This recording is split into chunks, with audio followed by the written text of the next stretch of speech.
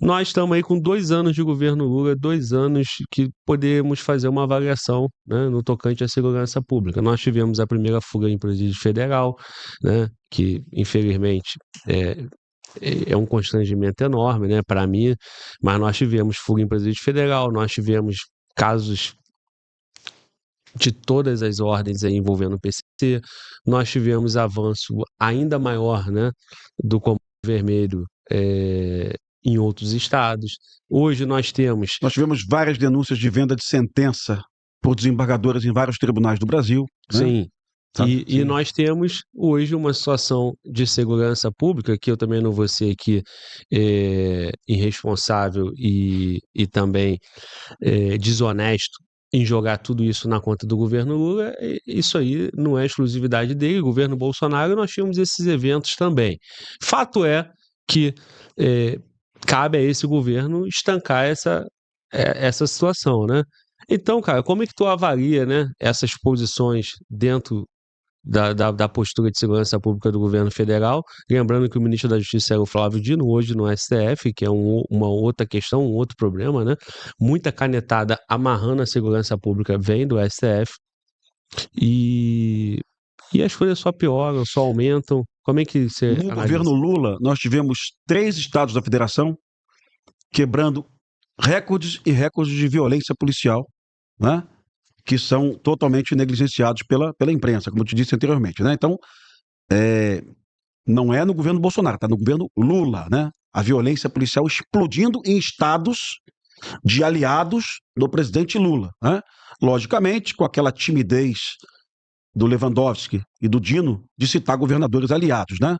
O problema do Dino, do Lewandowski, sempre é São Paulo, Rio de Janeiro, Goiás, São Paulo, Rio de Janeiro, Goiás. Mas, vamos lá, de forma geral, no governo Bolsonaro tivemos uma redução de homicídios da ordem de 20%, e muita gente pode dizer, Pimentel, isso foi por causa da pandemia, Pimentel, isso foi por causa de qualquer questão que não tem nada a ver com Bolsonaro. Eu digo para você, Glauber, que tem a ver com sinalizações. O que o brasileiro, o civil, o que o brasileiro policial, o que o brasileiro criminoso estão entendendo sobre as sinalizações. A sinalização atual é a seguinte: a DPF 635, a polícia só pode entrar na favela com autorização. O governo federal está preocupado com a forma que os policiais estão usando armas de fogo. Tá? O governo federal está preocupado em criticar o tempo todo a conduta de governadores de oposição, sempre, nunca de governo, sempre de oposição. Se fosse para todos os governadores, eu entenderia. Se o Lewandowski dissesse, olha, eu estou realizando aqui um decreto aqui para interferir na polícia da Bahia, do meu aliado político, que é a polícia mais violenta do Brasil, eu entenderia. Mas se tratando do Tarcísio, eu percebo que realmente é sacanagem, é maldade política visando disputas eleitorais. Reforçando aqui, São Paulo está com 5,9 homicídios para 100 mil habitantes, Bahia está com 50. Ressaltando aqui, a Polícia Militar da Bahia mata muito mais que a de São Paulo. Ressaltando aqui, os números de roubo de carro em São Paulo estão em queda. Ressaltando aqui, São Paulo não tem barricada, Salvador está cheio. Isso. Tá? Então, se fosse... Tem disputa de facção, tem... alguma coisa com critério... Agora, eu também sei, e eu sou justo, eu sei que a hegemonia do PCC em São Paulo, que não é do governo Tarcísio, ela vem desde Alckmin, há anos e anos. Aliás, ela vem desde Covas, tá? A hegemonia do PCC em São Paulo reduz a quantidade de enfrentamento de facções. E, logicamente, reduz o número de homicídios nas ruas também, tá? Então, eu sei que apesar do Derrite ter conseguido reduzir mais os homicídios, eu sei que já estavam em queda histórica há 16 anos, ou, na verdade, há 18 anos. Isso tudo eu sei. Mas o que eu vejo é que o governo federal, até agora, nada fez em relação à segurança pública. Esse decreto do presidente Lula é redundante, é tudo o que as polícias já ensinam. É bom deixar claro, eu fui instrutor de academia, viu? Eu fui instrutor da Academia de Oficiais, da Polícia do Rio, eu fui instrutor do curso de Operações Especiais, eu fui instrutor do Centro de Formação de Praças durante 6 meses. O que as polícias ensinam nas academias é o certo. Ninguém ensina para um policial rodoviário que ele pode efetuar 30 disparos num carro em fuga. Ninguém ensina isso para ele. Todo mundo ensina o certo. Né? E lá na ponta, cada um com as suas circunstâncias, com o seu entendimento, com a sua responsabilidade, com o seu profissionalismo, com os seus medos, cada um vai fazer o seu livre-arbítrio, né? E vai pagar pelo que fez. O Glauber, eu dei aula de agentes químicos e artefatos. Eu sei que eu não posso colocar um preso dentro da caçapa de uma viatura com gás lacrimogêneo. Eu sei que provoca morte. E eu nunca ensinei ninguém a fazer isso. Se o colega da PRF quis assumir esse risco, eu acho ele pouquíssimo profissional e eu acho que ele tem que pagar pelo que fez. Eu não sei se ele tem que ser preso durante 100 anos, eu não sei. Mas ele tem que pagar. Porque ninguém ensinou a ele que ele tem que colocar um preso e jogar uma granada de gás lacrimogêneo na viatura. Nem ensinou e nem autorizou ele decidir fazer Exatamente. isso. Então ele assumiu todos os riscos dele. Sim. Todos os riscos dele. Poderia ter acontecido comigo? Poderia, mas não aconteceu, aconteceu com ele. Ele assumiu os riscos. Tá? Não sei se ele assumiu esses riscos por maldade, por pouco profissionalismo. Eu sei que ele aprendeu o certo numa das melhores academias de polícia do Brasil, que é a Academia de Formação de Agentes da Polícia Rodoviária Federal, que eu já visitei, que eu conheci, que, aliás, é um dos concursos públicos mais difíceis do Brasil. Sim. Ser PRF não é para qualquer um. Você conhece vários colegas aí, excelentes advogados, excelentes profissionais e tal, fizeram prova para PRF e não passaram no processo seletivo. Tá? Que é um processo seletivo que exige capacidade psicológica, física, né? Intelectual, não é isso? É mais difícil que juiz. Juiz não tem exame psicológico. É só uma prova. Juiz, se o cara for louco, ele passa. Policial rodoviário, não. Tem que Vida fazer. pregressa, Não é isso? física. Não é isso? Passa pela academia, pode ser reprovado na academia. Exatamente, você sabe disso. Então, agora, o cara quer assumir o risco dele. Então, eu acho que o governo federal está patinando na segurança pública, está patinando. Eu acho que as prioridades do governo federal, elas são absurdas. Ela não enxerga as barricadas, ela não enxerga a evolução do PCC, o governo federal não enxerga o perigosíssimo estado atual de desembargadores vendendo sentenças. Né? O governo Lula devia estar falando isso na televisão, do mesmo jeito que o governo Lula fica horrorizado com um policial de São Paulo jogando um suspeito de uma ponte, que é fato para ficar horrorizado. O governo Lula tinha que ficar horrorizado com desembargadores vendendo sentença no Brasil. Que não é um, não são dois, não são três. Não é um tribunal, não são dois. São 6 tribunais hoje. São sentenças difíceis, viu?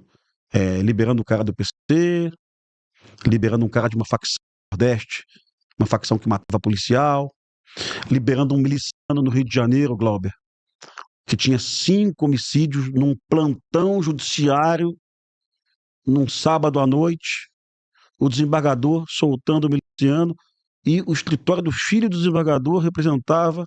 Cara, isso é o fim do mundo. Como é que pode, né? Isso é o sinal, é o fim dos tempos. Esse é o problema do Brasil.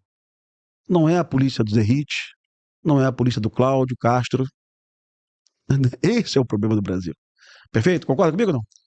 Assina embaixo isso aí, não? Concordo. Fiquei mais feliz agora, porque eu não estava muito seguro do que eu estava falando. Se você concordou, já tenho mais um aliado aí. E vamos falar mais. Tem mais coisa para falar, cara. Olha só. Você falou de sinalização, né, cara?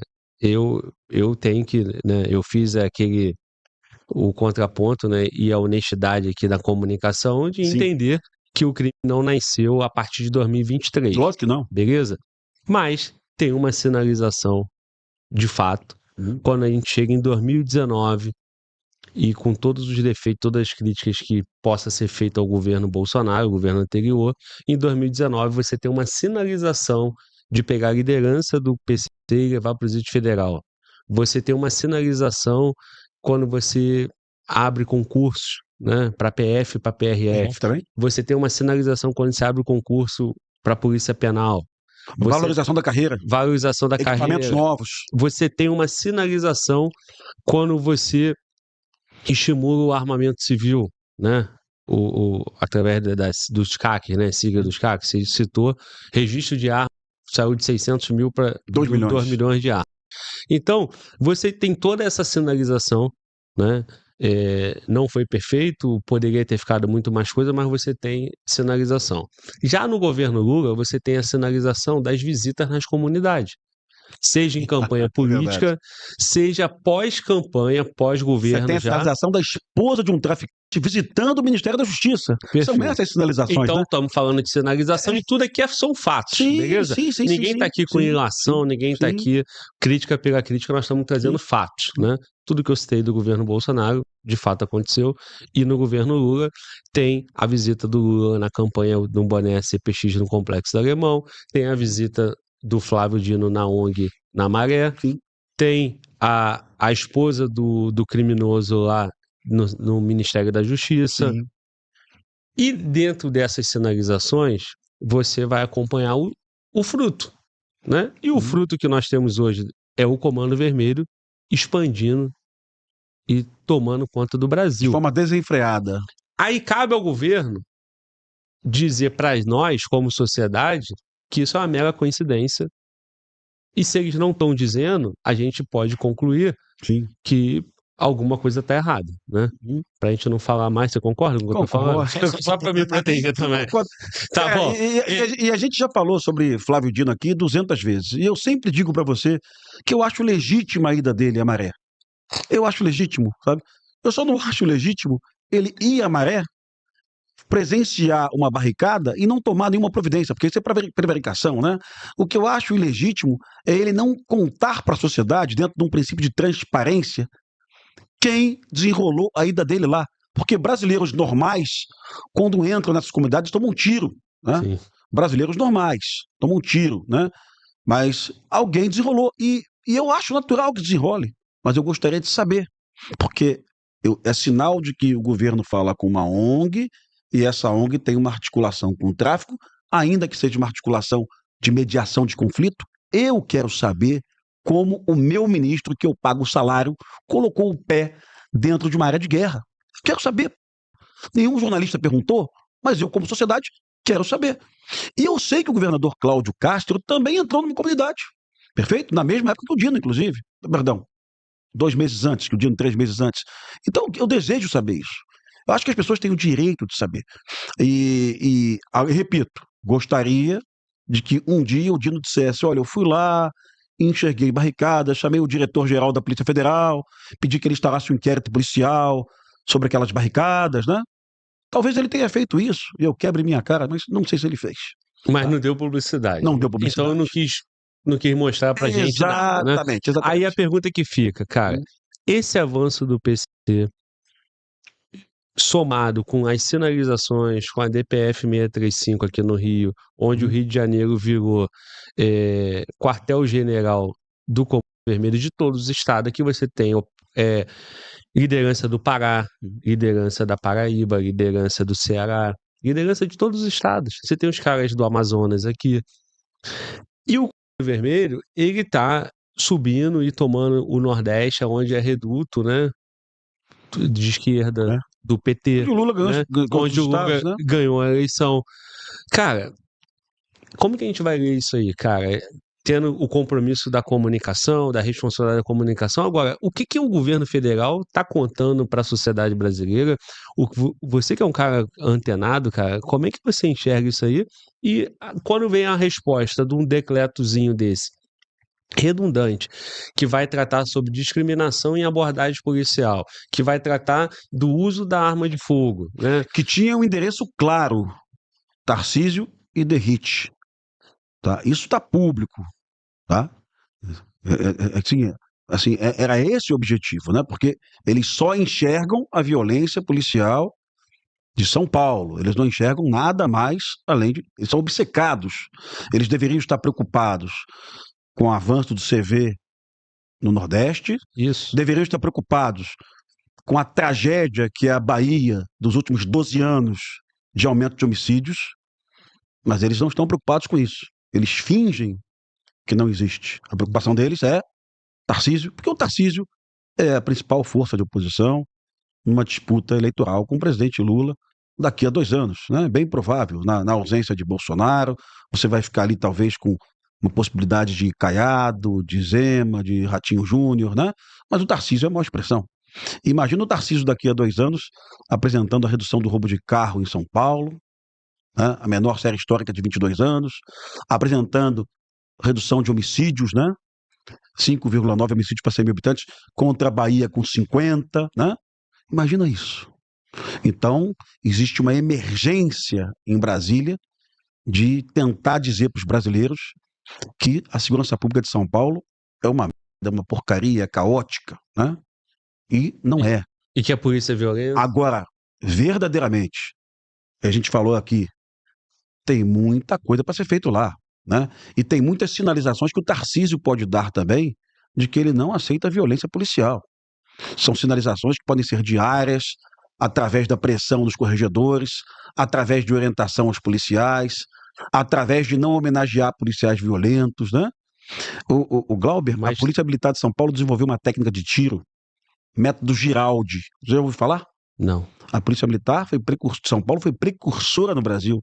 A orientação do tiro de combate em São Paulo, o tiro de combate é a última opção, é a opção letal, tá? Você tem que atirar para salvar a sua vida, né? E a Polícia Militar de São Paulo desenvolveu uma técnica de tiro de combate não letal, para você abater, imobilizar o bandido sem matá-lo, sabe? Olha a seriedade da Polícia de São Paulo, os caras são preocupados com essa. A Corregedoria de São Paulo é preocupada. Agora, lá na ponta, tem um policial que atirou um suspeito, um civil na ponte, camarada, tem que ser punido. Ao invés de perder tempo legislando sobre coisas inúteis, vamos legislar sobre emergências, sabe? Assim, o Glauber, não é para deixar ninguém chateado comigo, eu sei que eu vou apanhar. Evidente que eu sou a favor de uma castração química, evidente que eu sou. Mas eu tenho certeza que é inexequível. Vai ter dificuldade para localizar as pessoas, ela não é de caráter permanente, a pessoa tem que tomar algum tipo de injeção, algum tipo de tratamento, né?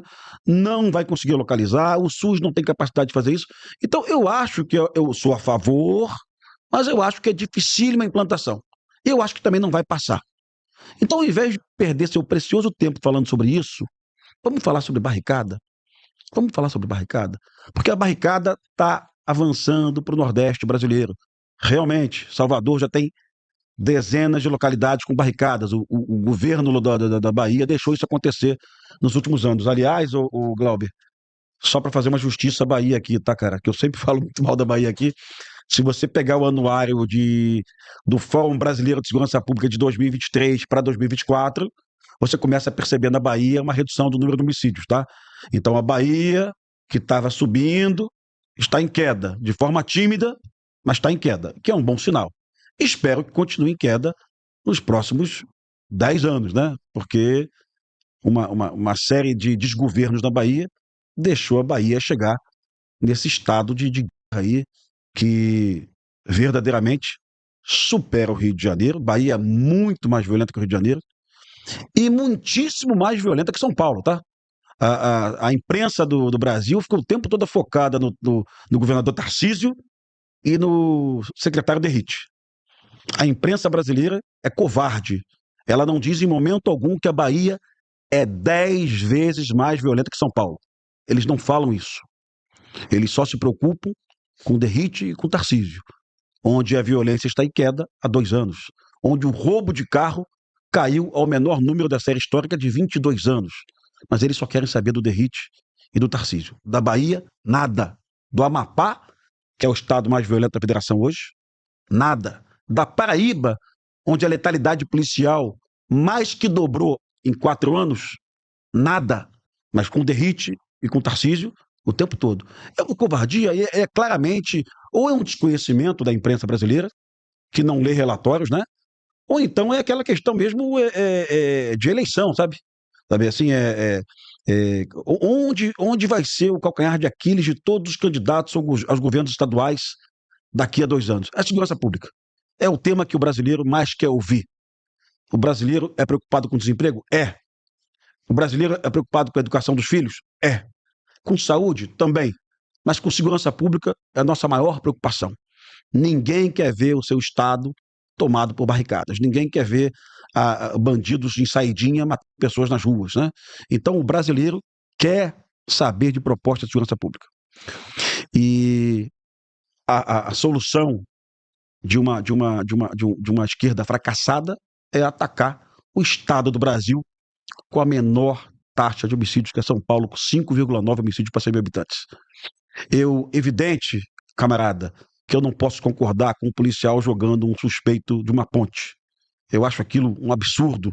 Eu acho que aquele policial tem que ser punido. Ninguém ensina isso em academia. Você fez academia? Ninguém te ensinou isso em academia.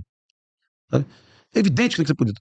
Mas na mesma semana, um policial na Bahia executou um suspeito com um tiro nas costas deitado. E não sai em jornal nenhum, sabe? Não sai em jornal. O problema da TV brasileira é com o Derrite e com o Tarcísio.